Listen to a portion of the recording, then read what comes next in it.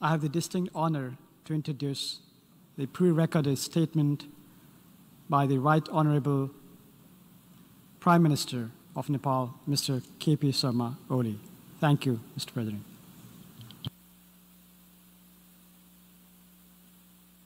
Mr. President, Excellencies, the Head of State and Government, Mr. Secretary General, distinguished delegates, I extend warm greetings to you all from Nepal, the land of Gautam Buddha and Sagarmatha, also known as the Mount Everest. I join with other leaders in expressing our profound grief and agony on the loss of lives around the world due to COVID-19, including in my own country. I congratulate you, Mr. President, and other members of the Bureau on your election and assure you of Nepal's full support. The outgoing President deserves our appreciation for successfully steering the 74th session of the Assembly. We commend the Secretary General, Mr. Antonio Guterres, for his tireless efforts to enable the UN deliver at this difficult time. Mr. President, we are passing through an extraordinary time. The COVID-19 pandemic is confronting us as a crisis of epic proportion. Be it the magnitude of public health crisis, impact on livelihoods and societies, or global economic recession, the fallouts of the pandemic have been colossal. We support the efforts of the United Nations, World Health Organization, and the World Bank Group in leading the global response to the pandemic. In particular, we commend the UN Secretary General for launching the comprehensive response to COVID-19. What matters most in the ongoing health crisis is an easy, smooth and affordable access by all to anti-COVID vaccines after they are developed. Sharing of knowledge and experiences and provision of timely supply of medical equipment and medicines. Protecting lives of the people, both from disease and hunger, is the supreme duty of the governments. While we have deployed all our efforts and resources to that end, international solidarity becomes equally important. It is worrisome that the crisis is unfolding against the backdrop of an already uncertain international order. Geopolitical tensions are resurfacing. Peace and stability still remain an unfulfilled aspiration in many parts of the world. Challenges such as arms race, climate change, and disasters impede the prospect of peace and sustainable development. The invisible virus has only made the severity of these maladies visible. This has further aggravated the trade tensions, global inequality, financial uncertainty, and debt crisis. Multilateral cooperation has been an obvious casualty in the face of unilateral tendencies and protectionist policies. The theme of the future we want and the UN we need resonates very well with the present situation. It is unthinkable to talk about degrading the value of multilateralism at a time when its relevancy becomes more pronounced than ever. Larger global good, not the parochial national interest, should underpin multilateralism and the rule-based order. This historic 75th anniversary of the United Nations is a time to muster a stronger political will for an enhanced international cooperation and solidarity and envision a future that is safer, more equitable and just. Only a collaborative, democratic, science-based and coordinated global partnership will help us face the difficult months and years ahead. Mr. President, as we embarked on the decade of action and delivery to implement the Agenda 2030, the current crisis has pushed us to the brink of losing the gains made in achieving the SDGs. The countries like LDCs, LLDCs and SIDs are facing limitation of resources, social protection and requisite health infrastructures. The distress has been further compounded by the halt in tourism, remittances and disruptions on supply chains and trade. Poverty is increasing, mostly in developing countries, for the first time in the last 20 years. The current crisis threatens hard-earned achievements in key areas, pushing our plan to graduate from the LDC status in peril. In order to prevent inequalities from deepening, timely realization of SDGs should be the fulcrum of our actions, compass of our aspiration, and the signpost of our recovery efforts. We must reach to those who are at the bottom. Excellencies, the Secretary General's opening statement rightly highlights the current challenges facing the world and provides a way forward.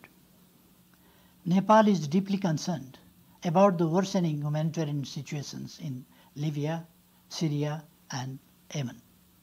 Protracted conflicts inflict painful miseries to the innocent civilians.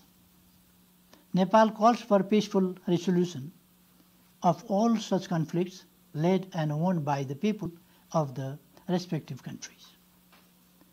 We would like to see peace and stability in Middle East with a two-state solution for Israel and Palestine, living side by side in peace and security with secure and recognized international borders based on relevant United Nations resolutions. Effective and sustainable peace-building efforts must ensure inclusive national leadership and ownership. As a major troop and police contributing country and a member of the Peace-Building Commission, Nepal has unfailingly responded to the UN's call for deployment without any caveat. With over 6 decades of partnership in UN peace operations, Nepal's commitment to international peace and stability is stronger than ever. We consider the troops and police contributing countries should have greater share of decision-making position both in headquarters and in the field missions. Safety, security and dignity of peacekeepers are vitally important as we increasingly engage in complex multidimensional peace operations. Predictable, adequate and sustained resources are equally fundamental for the success of peace operations. The global community needs to unite against the transnational problems such as terrorism, organized crime, illicit financial flows, human and drug trafficking. Nepal condemns terrorism in all its forms and manifestations, or other activities inflicting pain and suffering to the innocent people. We call for an early conclusion of a comprehensive convention against terrorism. Mr. President, in 2019, the world military expenditure amounted to US $1.9 trillion. Even a fraction of those resources could bring respite to the millions of people suffering from poverty, hunger, and deprivation. The arms race, weaponization of outer space, and cyber warfare inflict a huge cost on humanity. We all know what is more important at present, nuclear weapons or accessible vaccine against COVID-19. The world needs more masks, not muskets, more protective equipment, not destructive weapons, and more social spending to save lives, not military spending to destroy lives.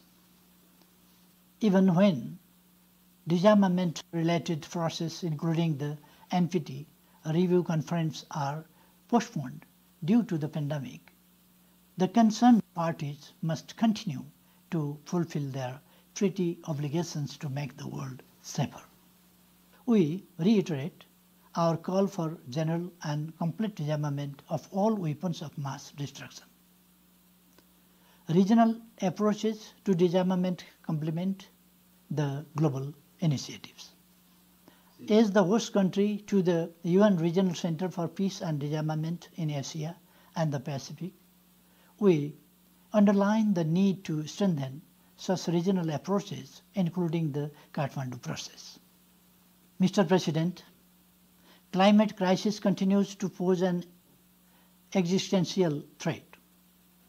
The silence of the large emitters should not lead to the failure of responsibilities.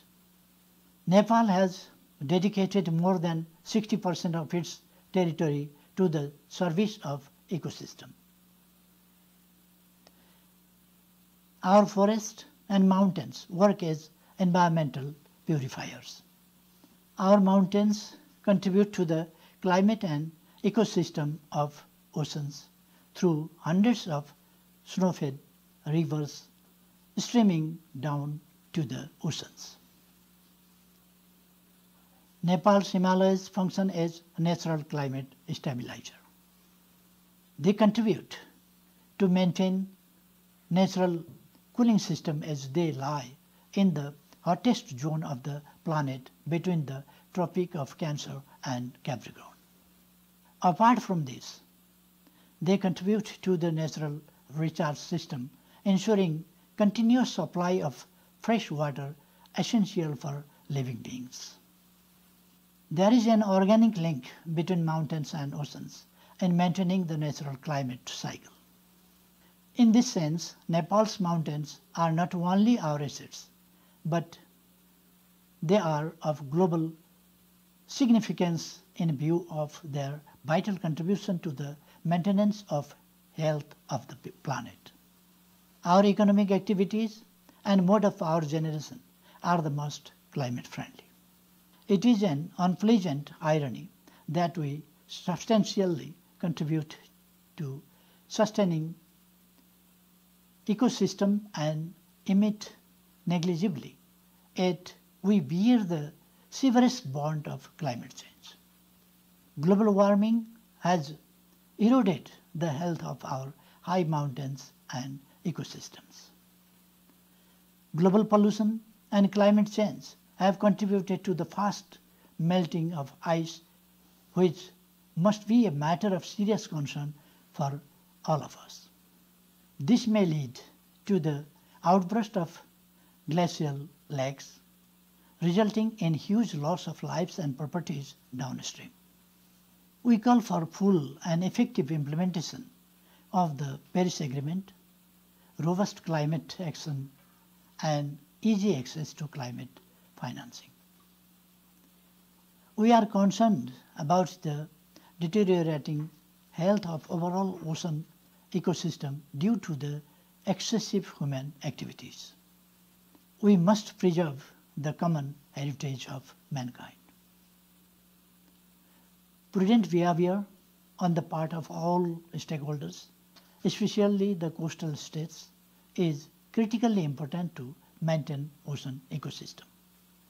Nepal appreciates the progress achieved so far in the BBNJ process and looks forward to its successful conclusion.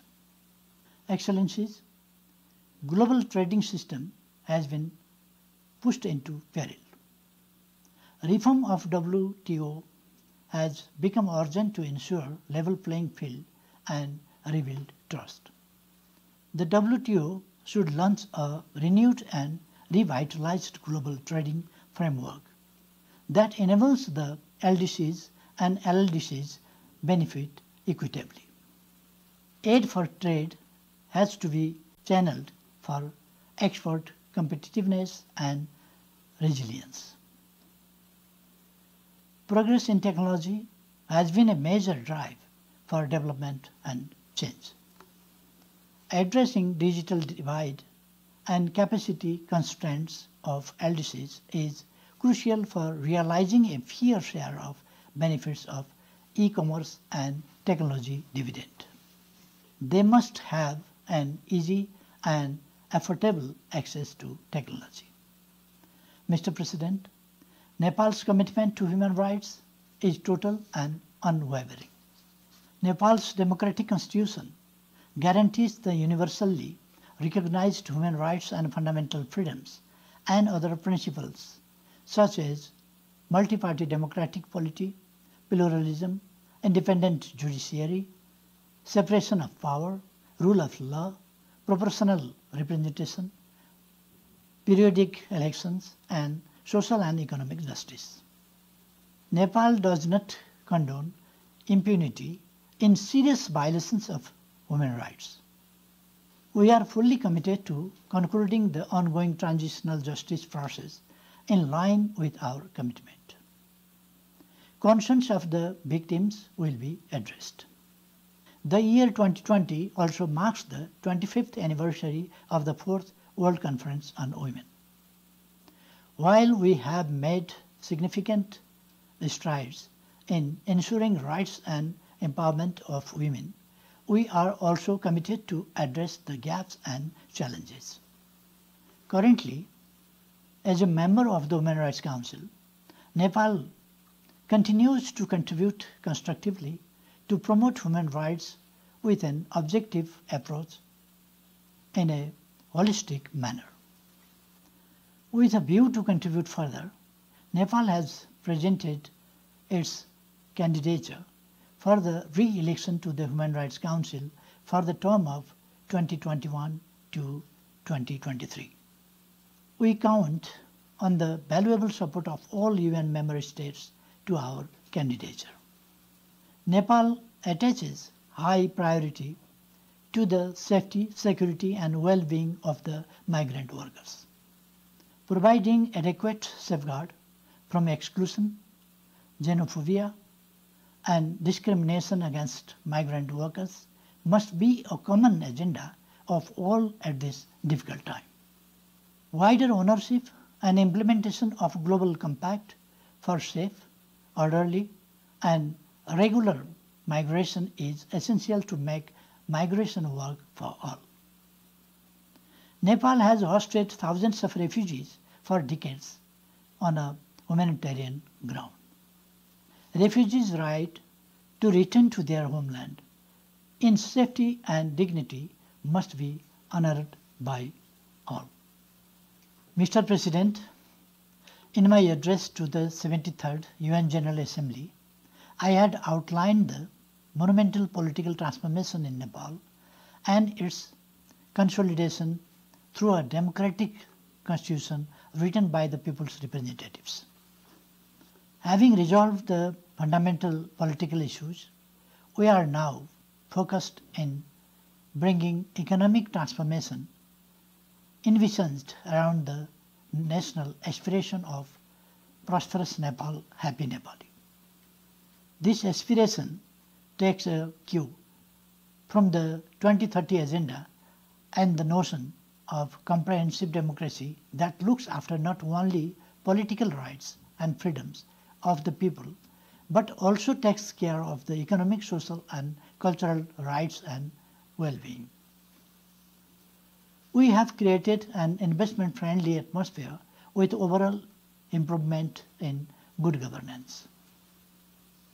We need international support measures in the form of technical, technological, financial and investment. Despite resource constraints, we have significantly increased investment in rural infrastructures and social sector. The hazardous mode of river crossing through twins has been replaced by bridges. We provide monthly social security payments to the elderly, single women, persons with disability and the destitute. We have launched the provision of health insurance for elderly people, further expanding its coverage. Children from Dalits and marginalized communities in backward areas are provided with monthly scholarship at all schools. Basic education is made free for all with the provision of books and educational materials. We have achieved nearly universal enrollment and gender parity of children in school and significantly reduced girls dropout. We have torn the country free from open defecation. This way, we have started new era of decent way of life. By extending social care and protection, we have made our cities free from street children, street people and beggars. We have healed the wounds of earthquakes. We have reconstructed residential houses, schools, colleges, hospitals and heritage sites. We have also relocated people to safe areas. All these achievements reflect the wider enjoyment of social and economic rights by our people. Mr. President, the Charter of the United Nations, non-alignment, the 5 principles of peaceful coexistence, international law and norms of world peace guide Nepal's foreign policy. We believe in amity with all and enmity with none. Guided by these principles, the government of Nepal is firmly committed to safeguarding Nepal's sovereignty, territorial integrity and maintaining friendly relations with its neighbors and all other countries in the world. We support an inclusive and fair international order founded on equality, mutual respect and justice. As a believer in regional economic cooperation, we are playing our due role under the frameworks of SAARC, BIMSTEC and ACT. Mr. President, the United Nations has an unparalleled scope, legitimacy and normative impact. Nepal reposes enduring faith in multilateralism with United Nations at the center. We underline the need to reform the UN Security Council to make it more representative, transparent, democratic and accountable. The principle of sovereign equality must remain at the core of all reform initiatives. We also underscore the importance of the ongoing process of GA revitalization and review of peace-building architecture. Reform must aim at making the UN more efficient, effective and transparent that complement national efforts to bringing positive change in people's lives, thereby ensuring equal dignity of all peoples. We support the reform measures initiated by the Secretary General and expect that the UN would make significant positive impacts on the neediest countries. Compared to the 1945, the founding year of the United Nations, the world has emerged with better knowledge, more advanced technology, and many other advances in different fields. However, challenges of global scale still persist. This provides greater scope and region for global partnership. Contrary to this, it is unfortunate that we witness in some quarters lesser desire to work under the multilateral framework. We, the member states, must shoulder the responsibility to strengthen the UN and pursue the path of multilateral cooperation.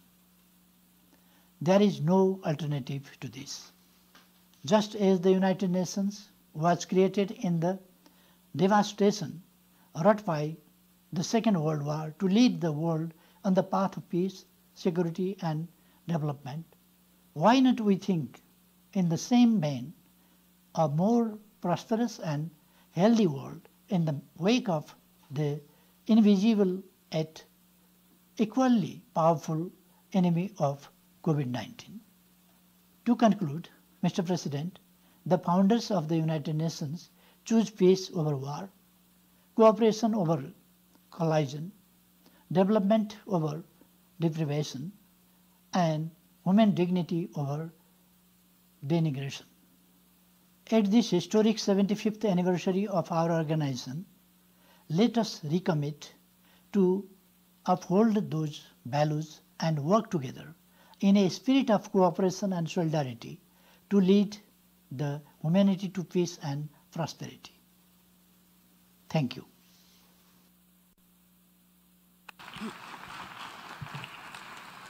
On behalf of the General Assembly, I wish to thank the Prime Minister of the Federal Democratic Republic of Nepal for the statement just made.